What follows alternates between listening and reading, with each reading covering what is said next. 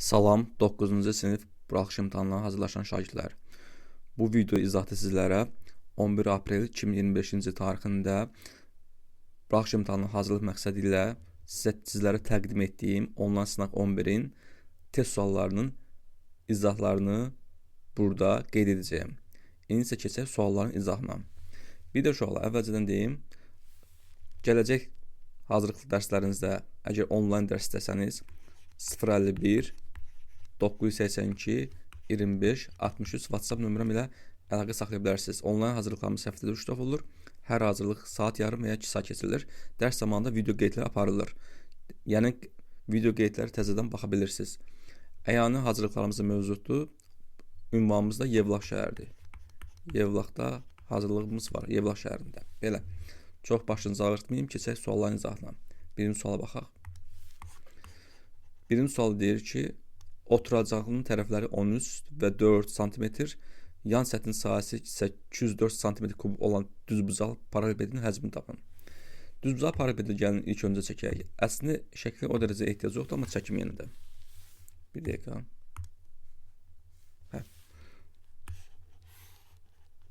Düzbucaq paralelipedi nə edilir? Bütün üzvləri düzbucaqlılardan ibarət olan prizmaya düzbucaqlı paraleliped deyilir. Yəni düzbucaqlı paraleliped prizmanın xüsusi halıdır uşaqlar. Bu da bizim düzbucaqlı paralelipedimiz. Burada deyir ki, oturacağın tərəflər 13 və 4-dür. Eni olsun 4, eni A hərfinə işarə ilə, uzunluğunu 13-dən B hərfinə işarə elədik. Hündürlüyü də C-dir. Belə. Yan səthin sahəsi S-yan bərabərdir deyir. 204 cm kub olan düzbucaqlı paralelipedin həcmini tapın. Düzbucaqlı paralelipedin həcmi bir təpə nöqtədən çıxan 3 dilin hansına bərabər. Yəni A vuraq B vuraq C-yə bərabərdir. S-yanın düsturu da belədir. S-yan bərabərdir. 2C vurulsun. A üstə gəlib B-dir. Yəni səthin sahəsi 204-dür. S-yanın yerinə yazırıq 204. 2C qalır. A-nın yerinə yazırıq 4. B-nin yerinə yazırıq 13. Onda 4 üstə 13 gələndə edir 17. 2-nin 17 vuranda edəcək 34. 34 vurulsun C bərabərdir. 204-də. C də bərabər olacaq. 204-də 34-də bölsək 6 və düşəcək. C-nin tapdığı 6, həcmi istəyirsə həcm də B bərabərdir. A-sı 4 idi, B-si 13, C-si də 6. 4-də 13-ə vuranda edir 52. 52-ni 6-ya vursaq edəcək isə 312. Yəni 312 cm kub olacaq. Yəni cavabımız olacaq C variantı. Yəni düsturları mükəmməl bilmək lazımdır, mütləq. Mükəmməl bilməsəz sizin üçün çətin olacaq imtahan. Keçdik ikinci sualımızın izahına. İkinci sual buradadır. Deyir ki, şərtdə 3x üstə gələk, m üstə gələk 2 vurulsun, y üstə gələk 5 bərabər 0. Bir də x çıxaq 2, y üstə gələk 4 bərabər 0 düz xətlərinin paralel olması üçün m nəsə olmalıdır. Biz bilirik ki, iki düz xətin bir-birinin paralel olması üçün məsələn, düz xətin tənliyi iki cür formada. Biri belədir, ax üstə gələk by plus c bərabər 0. Bir də y buradan da çıxır, y bərabər kx plus b. Bu şəkildə. Biz burada bunu, yəni bu verilən tənliyi xətti funksiya şəklinə gətirə bilərik. İki düz xətin bir-birinə paralel olması üçün də, yəni y bərabər k1 2 üstə gələk b1 və y bərabər k2x üstə gələk b2 düz xətlərin bir-birinə paralel olması üçün buca əmsallar bərabər, sərbəst xətlər isə fərqli olmalıdır. Bir-birinə bərabər olmamalıdır. Onda bu düz xətlər bir-birinə paralel olur. Biz bu şəkildə gətirə bilərik. Necə?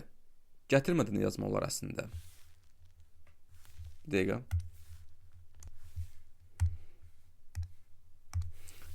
Məsələn, belə yaza bilərsiniz. Bu, məsəl üçün, burada bu A1x olsun, bu olsun A1x, B1x, C1 bərabər 0. Bir də olsun A2x üstə gələk B2y plus C2 bərabər 0. Bu şəkildə olsa düz xətlərin tənliyi, onda bu düz xətlərin bir-birinə paralel olması üçün x dəyişənlərin əmsalları nisbəti, yəni A1-in A2 nisbəti bərabər olmalıdır B1-in B2 nisbəti. Bu şərt ödənməlidir. Və burada fərqli olmalıdır C1-in C2 nisbəti. Yəni, bunlar bir-birinə bərabər olmalıdır. Bu hardan alınır? 2 dəyişən xətt tənlinlər sistemində demişdik axı. 2 dəyişən xətt tənlinlər sistemindən zaman həlli yox idi. A1-in A2 nisbəti bərabər B1-in B2 nisbəti fərqli C1-in C2 nisbəti və sonunda dedik ki, 2 dəyişən xətt tənlinlər sisteminin həlli yoxsa, deməli sistemdə iştirak edən düz xəttlər bir-birinə paraleldir. Yəni oradan gəlir, oradan qaynaqlanır. Nəysə, burada həm düz xəttlərin tənliklərini yazsaq, verilənləri, deməli 3-2 üstə gələk n plus 2 vurulsun y plus 5 bərabərdir 0. Bir də x çıxılsın 2y plus 4 bərabər 0. Bax, burada x dəyişənin əmsalı, bunun əmsalı 1-dir. Yəni 3-ün bu şərtə görə, bax bu şərtə görə 3-ün 1-ə nisbəti bərabər olmalıdır. Y-in əmsalı nisbəti n plus 2-nin mənfi 2-yə nisbəti. Burada çarpaz vursaq, n plus 2-nin 1-ə vuran edir n plus 2 bərabər 3-ü də mənfi 2 vuran edir mənfi 6. M-də bərabər mənfi 6 çıx 2. M-də bərabər olacaq mənfi 8-ə. Demək, M-in mənfi 8 qiymətində bu düz xəttlər bir-birinə paralel olacaqdır. Bu da ikinci sualın həlli. Cavab yəni D. Keçək indi üçüncü sualımızın izahına. Üçüncü sualda elə çətin sual deyil. İki oxşar üçbucağın sahələrin nisbəti, yəni S1-in S2-nin nisbəti bərabərdir 225-in 49-a nisbət olarsa, onların xaricində çəkilmiş çevrələrin radiusuna nisbətini tapın. Biz bilirik ki, oxşar üçbucaqların sahələrin nisbəti uyğun ölçülərin nisbətinin kvadratına bərabərdir. Ona görə də bu sahələrin nisbəti, yəni S1-in S2-nin nisbəti bərabər olur R1-in xarici çəkilmiş çevrələrin radiusuna böyük işarəlanır. Böyük R1-in R2-yə nisbətinin kvadratı. Onda R1-in R2-yə nisbətinin kvadratı bərabərdir 225 bölünsün 49. Bunu da biz kvadrat şəklində yazsaq, olacaq 7-də 15-in kvadratı. Kvadratlara atırıq. Onun radiusların nisbəti R1-in R2-yə nisbəti bərabər olur 7-də 15-ə. Yəni 15-in 7 nisbəti. Yəni 15 bölünsün 7. Cavab olacaq B variantı. Bax belə. Gördüyünüz kimi bu da çox sadə sualdır. Qaydan bilsəniz yaza biləcəksiniz. Ümumiyyətlə qaydan bilən uşaqlar düşən sualların, yəni imtahan düşən sualların demək olar ki, 80%-ni rahat şəkildə yazır. Keçdik 4-cü suala. 4. Rombun perimetri 20 cm, sahəsi isə 24 cm kvadratdır. Diagonallar cəmi tapın. Romb nəyə deyilir? Bütün tərəfləri bərabər olan paralelograma nə deyilir uşaqlar? Romb deyilir. Adlandıraq. A, B, C, D. Rombun bütün tərəfləri bərabər. Yəni, bura A-dırsa bütün tərəfləri A-ya bərabərdir. Perimetr 20-dir. Perimetrin düsturu P bərabər 4 vurulsun A. Yəni, bir tərəfin uzunluğu 4 mislinə bərabərdir. 4 vurulsun A da bərabərdir 20-yə. A da bərabər olacaq. 20-ni 4-ə bölsək 5 düşəcək. Yəni, rombun tərəfinin uzunluğu 5-ə bərabərdir. Sahəsi isə 24-dür. Sahə S bərabər 24 olarsa, diagonalların cəmi tapın. Diagonallar deyəndə, yəni bu diagonalların söhbət gedir. Diagonalları çəkməmişəm. Rombun diagonalları biz bilirik ki, kəsişmə nöqtəsinin yarıya bölünür və kəsişmə nöqtəsində bir-birlərindən nədirlər? Perpendikulyar. 90 dərəcə uzaqlığını kəsirlər yəni. AO OC bərabərdir, BO da OD bərabərdir. Rombun diagonalların cəmi istəyir, yəni bizə lazımdır D1 plus D2. Rombun diagonallar bir-birinə bərabər deyil. Sual şərəsi. Biz rombun sahə düsturu bilirik, diagonalların bağlı sahə düsturu. Rombun sahəsi diagonallar hansının yarısına bərabərdir. Ona görə D1 D2 bölsün 2 bərabər 24-də. Burada D1 olsun D2 də bərabər olacaq. 24 2-yə vursam edəcək 48. Bir də rombun tərəfindən söhbət gedir. Ona görə rombun diagonalları ilə tərəf arasında əlaqə düsturunu bilmək lazımdır. O da belədir. D1-in kvadratı üstə gələk. D2-in kvadratı bərabərdir 4A kvadratı. Onda D1 bu kvadratlar cəmini bizə D1 plus D2 lazımdır. Toplamaya görə atsaq, bu qıtası vurmaq sonra D1 plus D2-nin mörtəsi kvadratı çıx 2D1 D2 bərabərdir. 4 vurulsun A-nın yerinə yazıram 5. 5-in kvadratı. D1 plus D2-nin yenə mörtəzə kvadratı bərabər çıxılsın ki, D1 D2-nin qiymətini tapmışıq 48. Bura 48 yazsaq, 2-nin 48-ə vursam mənfi 96 edəcək. Bərabər. Bu 25 4 100. Onda D1 üstə gələk D2-nin kvadratı bərabər 100-ün üzərinə 96 gəlsəm edəcək 196. 196 da uşaqlar 14-ün kvadratıdır. Kvadratlara atım geçsin. Onda D1 plus D2 bərabər olacaq 14-ə. Yəni D olan cəmi 14-ə bərabər olacaq. Yəni cavab C bəndə olacaq. Çox qəşəng sualdır bu. Biz burada rombun perimetrini təkrar eləmiş olduq. Rombun sahəsini təkrar eləmiş olduq. Rombun diagonalları ilə tərəflər arasında əlaqə düsturunu təkrar eləmiş olduq. Bir də müxtəsər vurma düsturlarını tətbiq eləmiş olduq. Bax, bu çox universal sualdır. Bu sualı əgər işləyə bilmirsinizsə, izaha baxın və təkrar dəfələrlə işləyin. Xeyir tapacaqsınız, narahat olmayın. Bu 4-cü sualın cavabı oldu. C. Keçək 5-ci suala. Sual 5. 5-ci sual deyir ki, ABCD düzgün 5 bucaqlıdır. Bucaq ADB x-i tapın deyir. Aha. Tapacaq. Düzgün 5 bucaqlının gəlin bir daxil bucağın dərəcəsini tapaq. Onun da 180 dərəcə vurulsun. N çıxaq 2 bölünsün N üstünə tapırlar. N burada 5'dir. Çünki düzgün 5 bucaqdan söhbət edir. Tərəflərin sayı 5'dir. 5'də olacaq 180 dərəcə vurulsun. 5 çıxaq 2. 5'dən 180 hesab gedir. 36 qalır burada. Burada 3 edir. 3'də 36 verənə edəcək 108 dərəcə. Deməli, bunun bir daxil bucağı 108 dərəcədir belə. 108 dərəcə oldu. Bu düzgün 5 bucaqlı olduğu üçün bütün tərəflər belə bərabərdir. Deməli, burada alınan A7 üç bucağı, DSB üç bucağı bərabər alınmış bucaqdır. Bərabər alınmış bucağında oturacağım iki bucaqlar bərabərdir. Üç bucağın daxil bucaqlarının cəmi 180 dərəcə. 180 dərəcəni çıxıram 108 dərəcənin olur 72 dərəcə. Və 72 dərəcəni 2 bucağa böləcək. Yəni, bucaq A-la bucaq D-ni tapmaq üçün 72 dərəcəni bölürəm 2-yə. Bu da olur 36 dərəcə. Deməli, burada hər bir daxil bucaq 36 dərəcə olacaq. Burada 36 olacaq. Burada 36 dərəcə olacaq. Eyni proses burada da var. Burada 108 dərəcədir. Burada olacaq 36 dərəcə. Burada olacaq 36 dərəcə. Və biz dedik axı düzgün 5 bucağın hər bir daxil bucağı 108 dərəcədir. Ona bucaq D də 108 dərəcə bərabərdir. Ona görə bunların üçünün cəmi, yəni 36 dərəcə üstə ilə 2 üstə ilə 36 dərəcə bərabər nəyə? 108 dərəcəyə. Xətt çəkə qarışmasın. 72 dərəcə üstə ilə x bərabərdir 108 dərəcəyə. X də bərabərdir. 108-dən 72 çıxsam qalacaq 36 dərəcə. Yəni x bucağı oldu 36 dərəcə. Yəni cavab A variantı. Bu da 5-ci sualın izahı. Çox qəşəng sual idi həqiqətən. İndi keçək növbəti 6-cı sualımıza.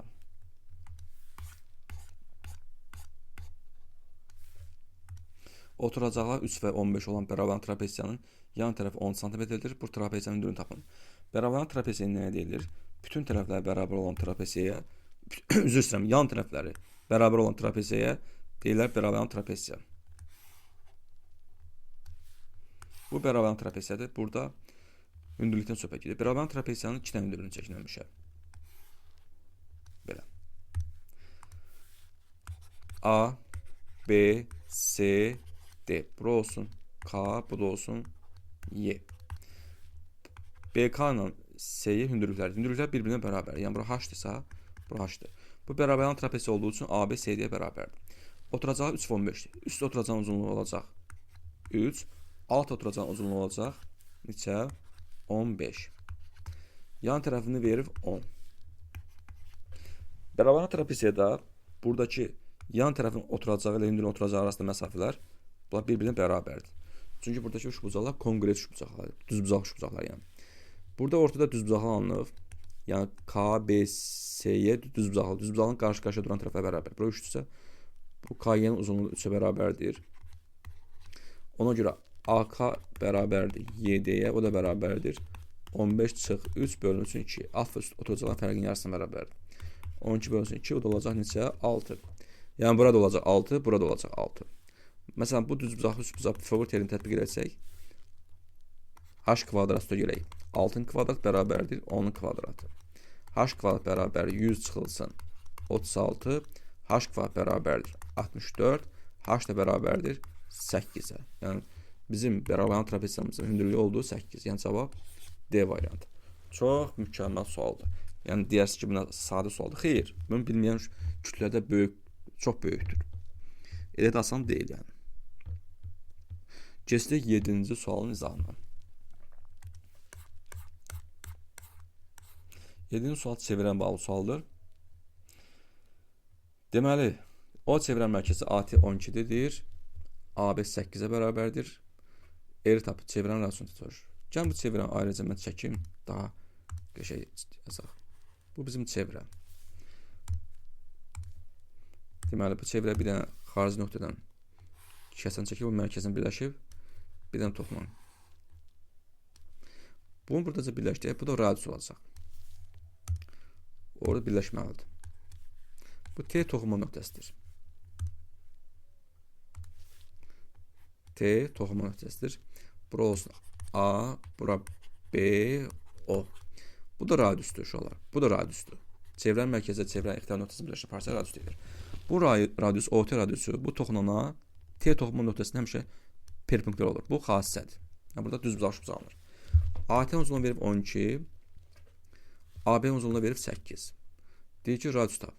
Burada düz bucaq uzanır. Onda bu hipotenuzun uzunluğu olacaq R üstə görə 8. Pifaqor teoreminə görə hipotenuzun kvadratı bərabərdir kat edilən kvadrat cəmi. Yəni R kvadrat üstə gələk 12 kvadrat. Atsaq Y kvadrat üstə gələk müxtəsər vurma üstünə görə açırıq. Yəni 16 R üstə gələk 64 bərabərdir R kvadrat üstə gələk 144. R kvadratlar hər iki tərəfini islah edir. 16 R bərabərdir 144-dən 64 çıxsaq qalacaq 8, 3. Neçə qalır burada? Yox, 8 qalmış, 0, 80 qalır. R də bərabərdir, 80-dir, 16-ya bölsəm düşəcək 5. Çevirən radius oldu 5. Yəni cavab Y variantı. Bu da çox qəşəng sualdır. Yəni burada radius çəkməliyik və radiusunda toxunma nöqtəsində perpendikular olduğunu bilməliyik. Keçək növbəti 8-ci suala. Sual 8. ABC üçbucağında MK orta xəttdir. Gəlin bu şəkli. Amma burada göstərə bilərik. MK orta xətt isə tərəfi neyini yarı bölür. M AB-ni yarı bölür, K da BC-ni yarı bölür. Aha. MK 10'dur. Buraya yazıram 10. Sonra yazıb ki, MB üstə gələk. MB üstə gələk. BK bərabərdir 12. Olarsa ABC üçbucağın perimetrini istəyir. B üçbucaq ABC-ni istəyir. Sual şərəsi. Buraya x yazsam, burada x olacaq. Buraya y yazsam, burada y olacaq. Biz də bilirik ki, MK orta xəttsə, orta xətt qarşısından duran tərəfin arasına bərabərdir. Burada 10 ise AC olacaq 20. Onda buranın bütün tərəfin sonu olacaq 2y. Burada olacaq 2x. Düzdür? MB x göstərir şəkildə. BK da nəyə göstərir? Y. Bərabər 12-yə. Onda üçbucağın perimetri P üçbucağı ABC bərabərdir. 3 tərəfin cəmi, yəni 2x üstə gələk, 2y üstə gələk 20. Bunların ikisindən 2-ni ortaq vurub çıxarsam, x plus y üstə gələk 20 bərabərdir. X plus y-in qiyməti 12-dir. Bu 12-ni gətirib burada nəzərə alasam, yəni bura 12 yazsam, 2 vurulsun 12 üstə gələk 20, o da bərabər 24 üstə gələk 20, o da olacaq 44-ə. Və salam. Cavab 44. Yəni C variantı. 8-ci sualın cavabı C. Keçək indi 9-cu suala.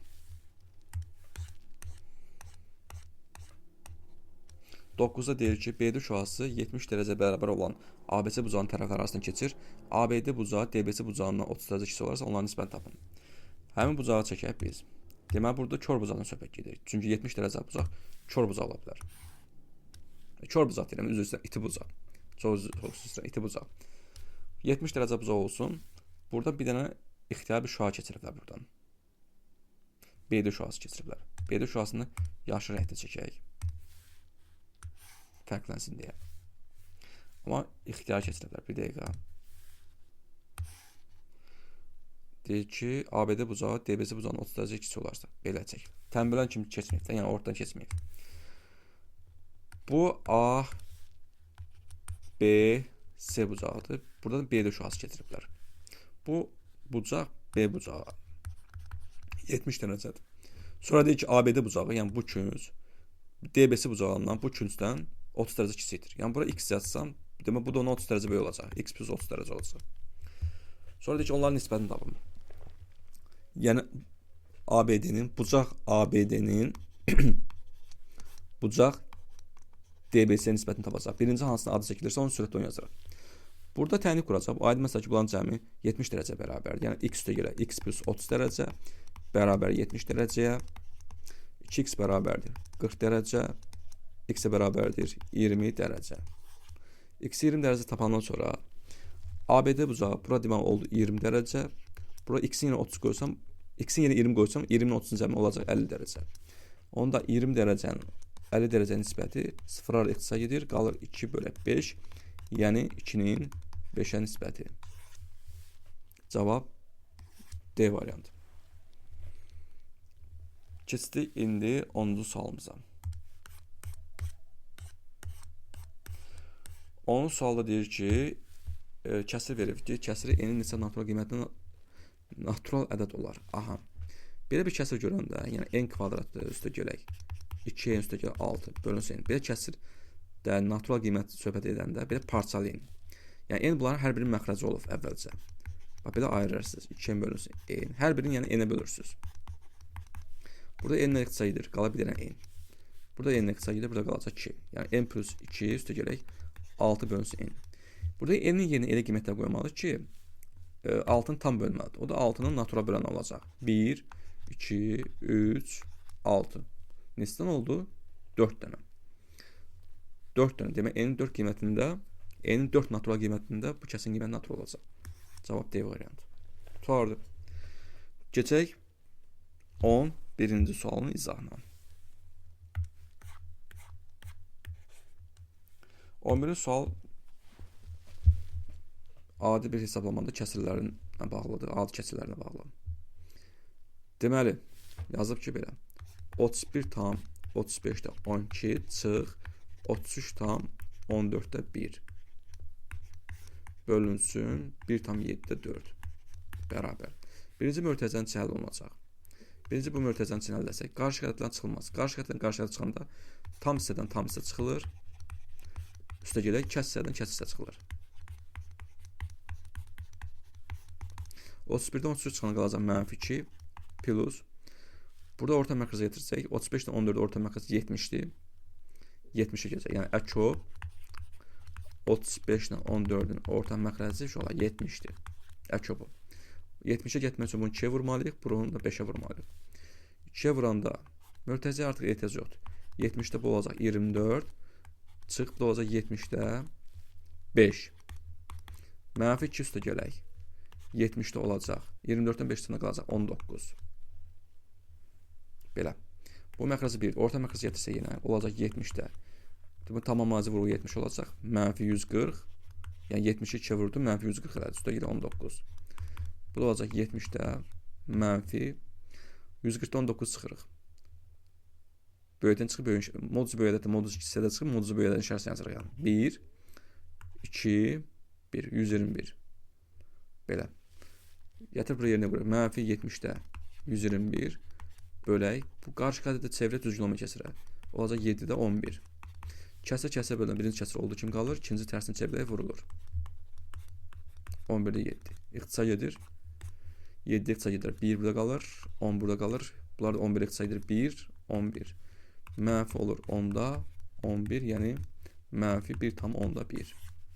Cavab D variantı. Bu da çox qəşəng sualdır. Yəni elə də sadə sual deyildi. Sadə hesablama olsa da, yəni burada müəyyən kələ götürülük var idi. Keçək 12-ci suala. 25% 5-də 4 çıxılsın 4-də 3 vurulsun 80 olan ədəd tapın. Əvvəlcə bunu hesablamanı eləyək. 5-də 4 çıxılsın 4-də 3 vurulsun 80. Birinci mötərizənin için sadələşdirəcək. Bunların əkobı 20 olacaq. Orta məxrəci ilə.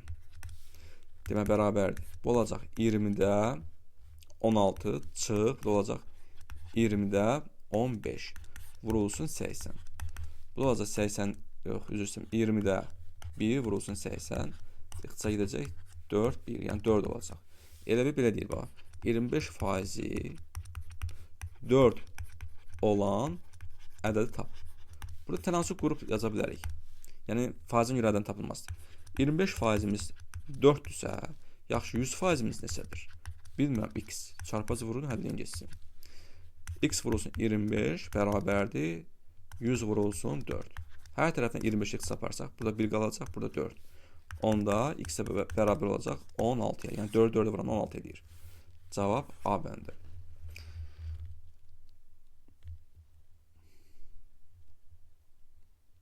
Burada ay var, amma D çıxıbdı. Deməli səhvlik var. Bir dəqiqə. Variantda D yazılır.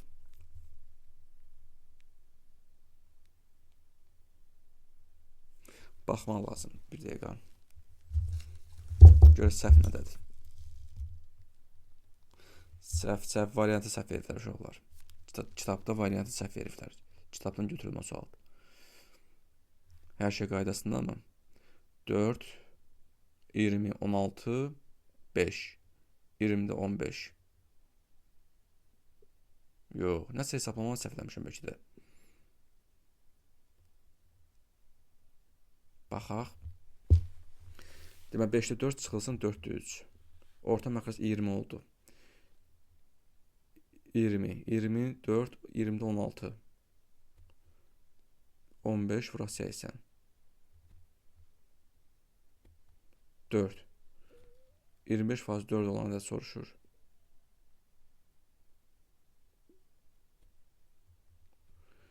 Problem nədir axı? Baxaq. Şolar kitabda yəni testin sualı səhv verilibdi. Qaytarım yenə. Baxdım, yəni budur həlli.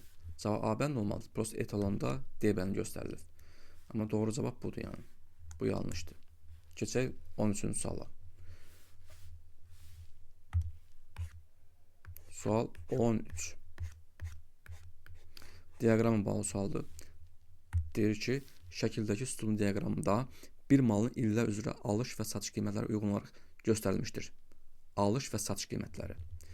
Buna görə 3 il ərzində bu malın satışından neçə faiz gəlir əldə edilmişdir? Deməli, gördüyünüz kimi 2007-ci ildə mal alınıb, alış yazıram.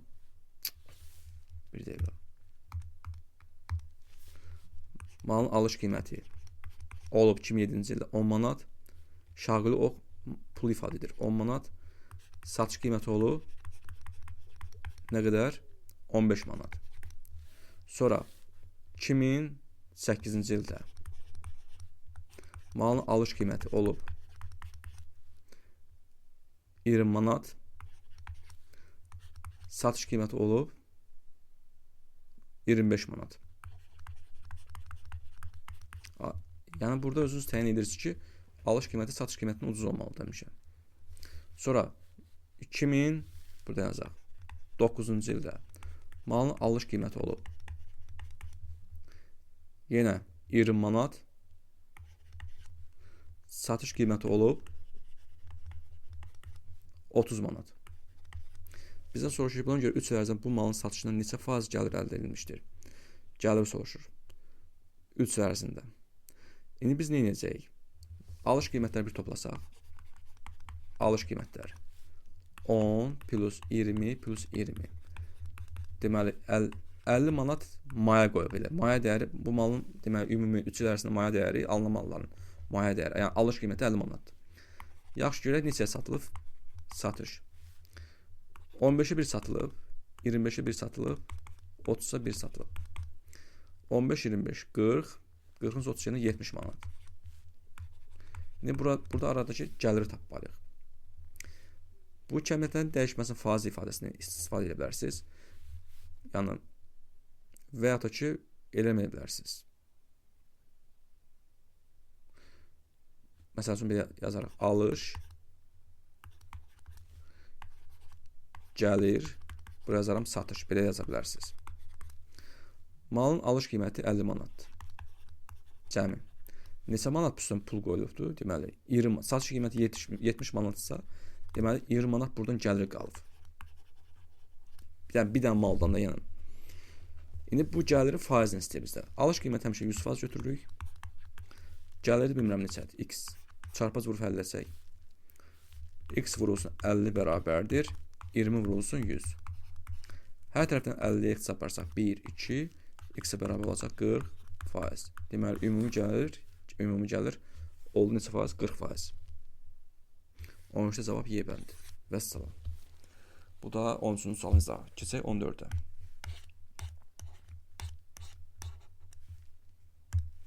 A ədədinin əksi ilə tərsinin cəmi nəyə bərabərdir? A ədədinin əksi uşaqlar mənfi A-dır. A ədədinin tərsi 1 bölünsün A-dır. Əksi ilə tərsinin cəmi nəyə bərabərdir? Yəni mənfi A üstə gələk 1 bölünsün A. Bu orta məqası 1-dir. Olacaq A-da mənfi A kvadratı üstə gələk 1. Yerini dəyişsə olacaq A-da 1 çıxılsın A kvadratı. Və salam. Yəni cavab 14-də B. B variantı. Keçək 15-ci suala.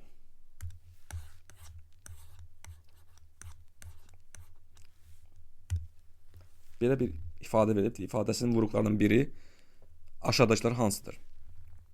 Yəni x kvadrat çıxaq z kvadratı üstə gələk y kvadratı çıxaq 2xy. Gəlin x və y dəyişənindən asılı olan ifadələri bir qruplaşdıraq.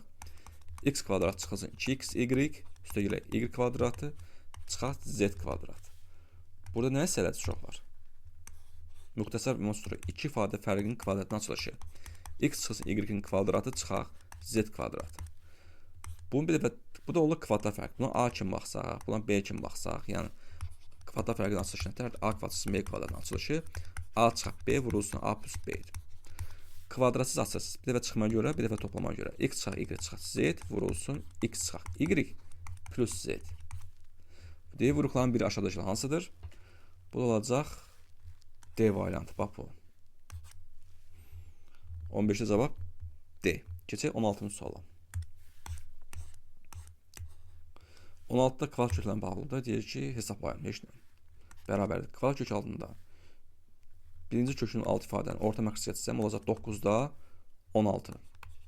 Üstə gələk. İkinci kvadrat kökün kök altı ifadənin qiyməti 9-da 4 çıxaq. Burada da hesablasaq üçüncü kökdə altı ifadəni 4-də 9 edəcək. Kvadrat kökdən çıxır 9-da 16-dan 3-də 4. Burada çıxır 3-də 2. Burada çıxır 2-də 3. Buradan sonra orta məxrəci gətirmək lazımdır. Burada 3-də 4 ilə 3-də 2-ni cəmi edir. 3-də 6. Çıx 2-də 3. 3-də 6-da 6-nın çöbəlinə 2 düşür. 2 çıxılsın 2-də 3. Bu məxrəci 1. Orta məxrəci gətirsə 2-də 4 çıxılsın 3. Bu da olacaq 2-də 1. Cavab B. Söz. Keçək 17-ci suala.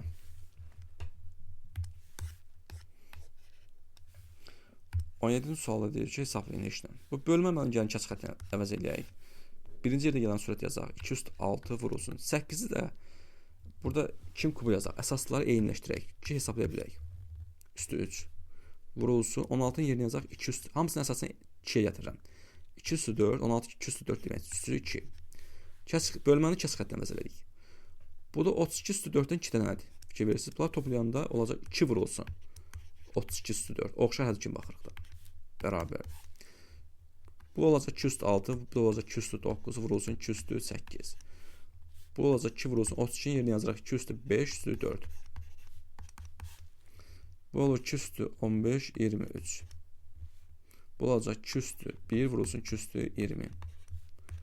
Bu olacaq 2 üstü 23 vurulsun 2 üstü bölünsün 2 üstü 21. Böləndə üstə çıxılır. 23-dən 21 çıxana qalacaq 2. Bu olacaq 4. Cavab olacaq C bəndi. Bu da 17-ci sualın izahı. Keçək 18-ci suala. Sual 18 bir məhsul tənliklərinə bağlı sualdır. Yəni 3x çıxılsın, x çıxaq 2, x çıxaq, x plus 4 vurulacaq, x bərabər 8 olarsa x tapın. Birinci başlayırıq burada çöldəki mörtəzəni aşmağa. Beyin yorğunluğu nədir? 3x çıx. Bu qalsın. x çıxaq. Burada da bu qalsın. Lap içəridəki mörtəzəni açıram. 2x çıxaq. 2x çıxaq 4.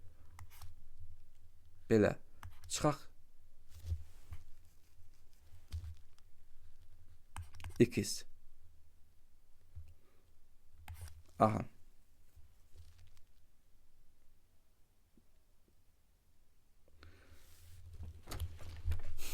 Bir dəqiqə, üzr istəyirəm. Bu niyə belə oldu axı?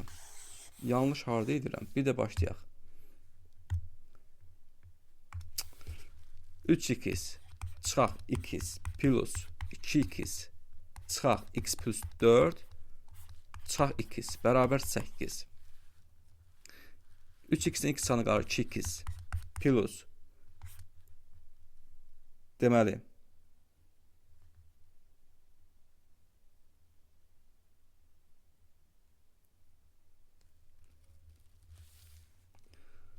bir də qayda başa görək.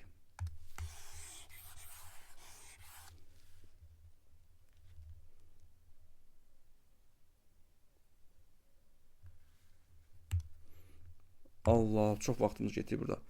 3x çıxaq x plus 2x çıx x plus 4 çıx x bərabərdir 8-ə. Sonra 3x-dən x çıxdım qaldı 2x plus bu 2x-dən x sana qalır x çıxaq x plus 4 bərabər 8 2x plus x çıxaq 2 çıxaq 4 bərabər 8 aha x-də islah edir qalır 2x çıx 4 bərabər 8 2x bərabərdir 12 x də bərabərdir 6 belə cavab oldu Y bəndi şükür Allah'a 18-ə cavab Y şükür Allah'a 18-ə cavab Y keçək növbəti 19-cu suala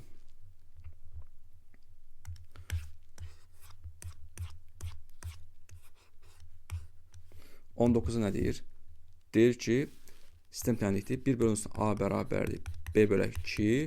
A plus B də bərabərdir. 3 olduqda A kvadrat ilə B kvadrat ifadəsini hesablayın. Bu kvadrat cəminin A kvadrat üstəlik B kvadratının biz toplama görə açsaq A plus B-nin mörtəzi kvadrat olacaq. Çıxılsın 2AB. Bunlar çarpaz vursaq burada. Elə AB bərabər olacaq 2-yə. A plus B də 3-ə bərabər. A plus B-nin yerinə yazaq 3. AB-nin yerinə yazaq 2. 3-ün kvadratı çıx 4. 9 çıx 4. O da olacaq 5. Cavab C bəndi. Keçək 20-ci suala.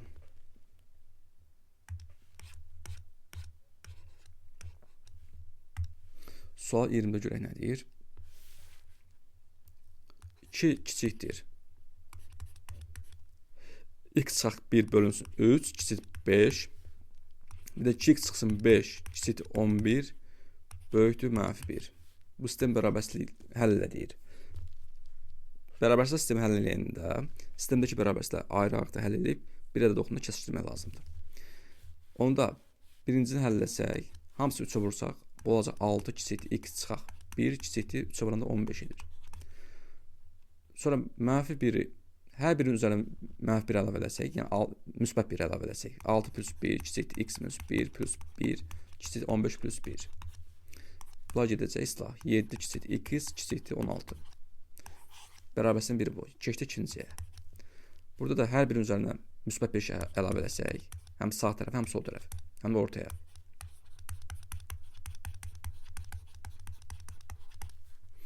Bunlar gedir islah. Burada qalır 4 kiçik 2x kiçik 16. Hamısını 2-yə bölsək, 2 kiçik x kiçikdir 8. Biri də bu. Bunlar bir ədəd oxunda kəsişdirmək lazımdır. 7-16 aralıq birdir. Bunlar daxil deyil. Gəl buranı 2 yazaq. 2-8. 2-8-i birinci qeyd edək. 2-8-i yuxarıdan işlətləyək. 7-16 aralığında aşağıdan 7 bura olsun. 16 da bura. Burada kəsişən hissə görürsünüz ki 7-8 aralı. Demək x daxil olacaq 7-8 aralığına. 2 qat bərabər şəklini yazsaq x 8-dən kiçikdir, 7-dən isə böyükdür. Yəni olacaq A bəndi. 20-də cavab A. Keçək suala 21-ci suala.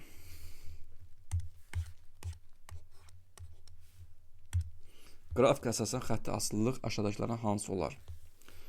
Düz xəttin tənliyidir. Düz xəttin tənliyi nətərdir? Y bərabərdir kx plus b. Bu düz xətt y oxunu -1-də kəsib. Bu sərbəst xətdir. Yəni b-si -1-dir. X oxunu 3-də kəsibdir. Bu nöqtanın koordinat şəklini yazsa x-i 3-dür, y-i 0-dır. Demək bu düz xətt 3-0 nöqtəsini keçir. Yəni b-si oldu -1. Yəni bizim funksiyamız olacaq y bərabər kx çıxılsın 1. Və 3-0 nöqtəsini keçirsə, demək x-ə 3 verəndə y 0 almalıdır. 0 bərabər k vurulsun 3 çıx 1. 3k bərabərdir 1-ə, k da bərabər olacaq 3-də 1-ə. Onda bizim bu düsturumuz belə olacaq. 3-də 1 2 çıx 1. Yəni x bölünsün 3 çıx 1. B variantı. 21-də cavab B. Keçək indi 22-ci suala. Sual 22. X kvadratı üstə gələk.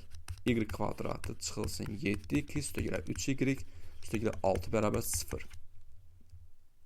Çevrəsinin OX oxu ilə kəsişmə nöqtələri arasındakı məsafəni tapın.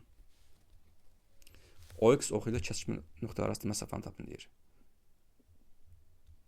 Birinci bu çevrənin tənliyini quraq. Çevrənin tənliyi x çıxılsın A-nın mörtəzi kvadratı üstə gələk. Y çıxılsın B-nin mörtəzi kvadrat bərabər R kvadratı. Çevrənin mərkəz nöqtəsi koordinatları O, AB olur. O da x-dən gəlin bir qruplaşdıraq. Y-la 1.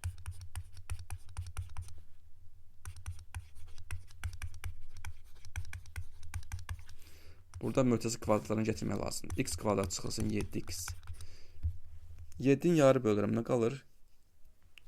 3,5. 3,5-in kvadratı neçə edəcək?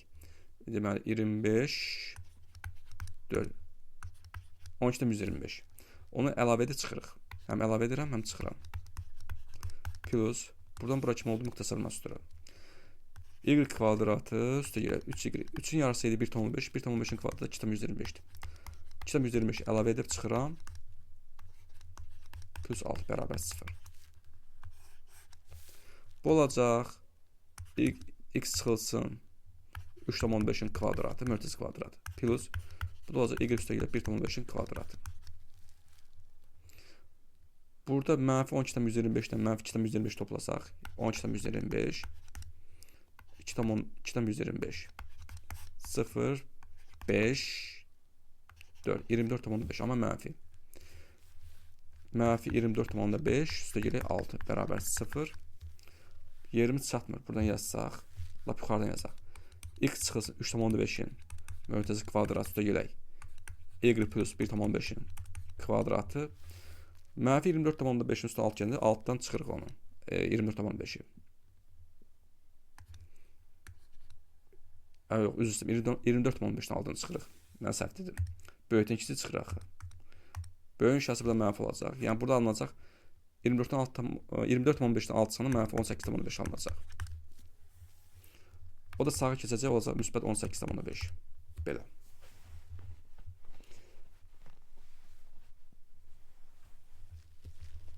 Bizə nə istəyirdi, heç baxmadın. Bizə çevrəsinin OX oxu ilə kəsişmə nöqtələri arasında məsafəni tapın. Uşaqlar, burada heç çevrənin tənliyi lazım deyil bizə. Deyəsiz ki, bizi dağa daşa saldınız. Yəni, birdən çevrənin tənliyi istəsəydi, çevrənin tənliyi bax belə olacaqdı. Yaxşı, çevrənin mərkəzi nöqtəsinin koordinatlarını istəsəydi, olacaqdı O, 3,5, 1,5. Ümumiyyətlə, OX oxu ilə kəsişməni tapmaq üçün Y-ə 0 yazmaq lazımdır. Y dəyişən 0 yazmaq lazımdır. Y oxu ilə kəsişməni tapmaq üçün X-ə 0 yazmaq lazımdır. İndi biz onu yazırıq. Hələ mən sizə suala aid olmayan bir şey izah elədim. Yəni, çevrənin tənliyi necə qururlar onu. Yəni, 100% imtahanı düşəcək çevrənin tənliyi ilə bağlı sual. Birinci zonaya düşməsə də, üçüncü zonaya mütləq düşəcək. Getdik. Deməli, bu verilən tənlikdə, Y-in yerinə 0 yazacaqsınız. X kvadratı üstə gələk. 0-ın kvadratı çıxılsın 7 vurulsun. 2 üstə gələk, 3 vurulsun 0, üstə gələk 6 bərabər 0. X kvadrat çıxılsın 7x plus 6 bərabər 0 aldı. Bu da oldu kvadrat tənlik. V teoreminə görə köklər cəmi 7-yə bərabər olmalıdır. Hasil isə 6-ya bərabər olmalıdır. O da hansılar olacaq? 6 ilə 1. Həqiqətən, biri 1, biri 6 olsa, hasili 6 eləyər, cəmi də 7 eləyər. Bu da onu deyir, o x oxu ilə kəsişmə nöqtələri arasında məsafəni istəyir. Elə bil ki, bu x oxudur, bura 1-dir, burada 6-dır. Bu nöqtə arasında məsafə neçə olacaq? 5. Vəssalam. Tutardı. Desəz şəkli necədir? Şəkli belədir. Göstərim var. Buranı sileyim.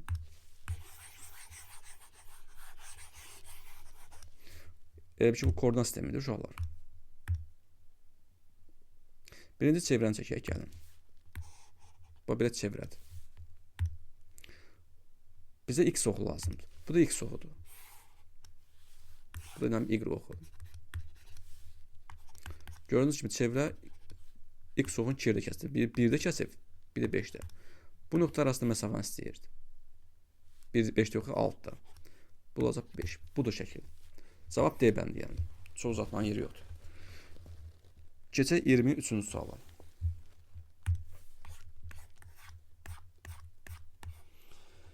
Nə deyir? Deyir ki, uşaqlar. Bir dəmir pul və zər eyni zamanda atılır. Pulda gerb üzünün, zərdə isə 6 xalın düşmə hadisəsinin ehtimal tapın. Uşaqlar, bunlar bir-birindən aslı olmayan hadisələrdir. Aslı olmayan hadisələrdir. Aslı olmayan hadisələrin ehtimalı onların ehtimalları arasında bərabərdir.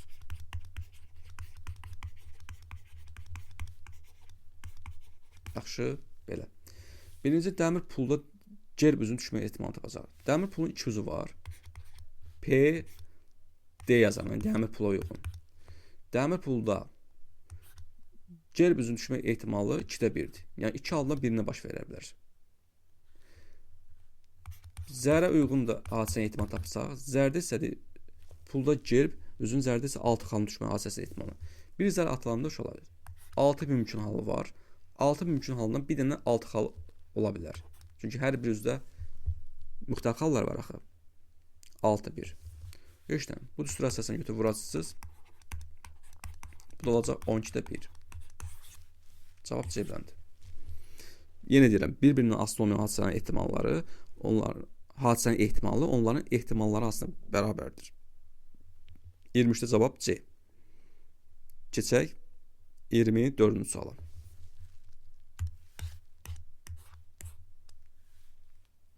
Silindr aid sualdır. Silindrin oturacaq çevrəsinin uzunluğu 9 metr, hündürlüyü 3 metr bərabərdə. Silindrin yan səthinin sahəsini tapın. Silindr çəkisək şəkli belə olacaq. Silindr düzbucaqlının bir tərəfi ətrafına fırlanmasına alınan fiqurdur.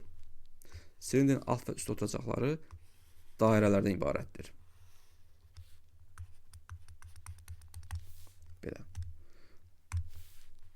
Bu oturacaq mərkəzidir. Hündürlüyüdür. Hündürlüyü 3 verir. H üst. Deyir ki, oturacaq çevrəsinin uzunluğu 9 metr. Yəni, çevrənin uzunluğu. Çevrənin uzunluğu 2 pi-r'dir. C-ni verib 9 metr. Onda 2 pi-r bərabərdir 9-a. R də bərabər olacaq 9 bölünsün 2 pi. Belə olacaq. Silindrin yan səthinin sahəsi. Silindrin yan səthinin sahəsi 2 pi-r h-dır. 2 pi qalır burada. R-in yerini yazıram. 9 bölünsün 2 pi. H-ın yerini yazırıq. R-in yerini 9 bölünsün 2 pi yazırıq. H-ın yerini yazırıq 3. 2 pi ilə qısa gedir. 9'u çövranda edəcək 27. Konkret 27. Yəni cavab A bəndi. 24-də cavab A. Keçək 25-ci suala. Görək 25-də bizə nə deyirlər. 25 də çoxluların bağlı sualdır. Deyib, B A-nın ad çoxluğu olarsa, N-A da 12-dir, yəni A çoxluğun elementlərin sayı 12-dir. N-A fərq B 8-dir. Yəni, yalnız A çoxluğuna daxil olan elementlərin sayı 8-dir. N-B-ni tapın. Bunlar bir-birinin, yəni B A-nın ad çoxluğusa, belə çəkəcəyik. Bura baxın. Belə bir A çoxluğudur. Bu da B çoxluğudur. Bu A çoxluğu uşaqlar, bu B çoxluğu. B dairəsi gördüyünüz kimi A çoxluğunun içərisindədir. NA 12-dir. Yəni A çoxluğunun elementlər sayı 12-dir. Bütöv. NA fərq B 8-dir. NA fərq B burada bax. Yalnız bu halqa olan hissə var, boşluq qalan hissə. Bura yalnız A-ya aid olan elementlər 8-dir. Yəni burada B-nin payı yoxdur. Və MB-nin elementlərin sayını istəyir. MB-nin elementlərin sayını bilmirəm nədir. X yazıram. Bu X-dən 8-in cəmi uşaqlar. Yəni B çoxluğunun elementlər sayı ilə yalnız A çoxluğunun daxil olan elementlərin sayı bütöv A çoxluğunun elementlərin sayını verir. NA verir 12. X də bərabərdir. 12-dən 8 çıxsam olacaq 4. Yəni B çoxluğunun elementlər sayı olacaq 4. Və cavab B variantı. Bununla da mən uşaqlar 9-cu sinif riyaziyyat buraxış imtahanı hazırlıq onlayn sınaq 11-in test suallarını izahlarını sizə təqdim etdim. Siz də bu izahları bəyəndinizsə kanala abunə olmağı unutmayın, videolara gözəl şərhlər yazmağı, videonu paylaşmağı unutmarsınız. Sağ olun, Allah'a emanet. Yenə deyirəm, onlayn hazırlıq üçün onlayn və əyani hazırlıqlarımız var. Onlayn hazırlıq üçün 051 982 25 63 WhatsApp nömrəm ilə əlaqə saxlaya bilərsiniz. Bir də burada bəzi mənim səhvlərimə görə sizdən üzr istəyirəm. Sağ olun, Allah amanında.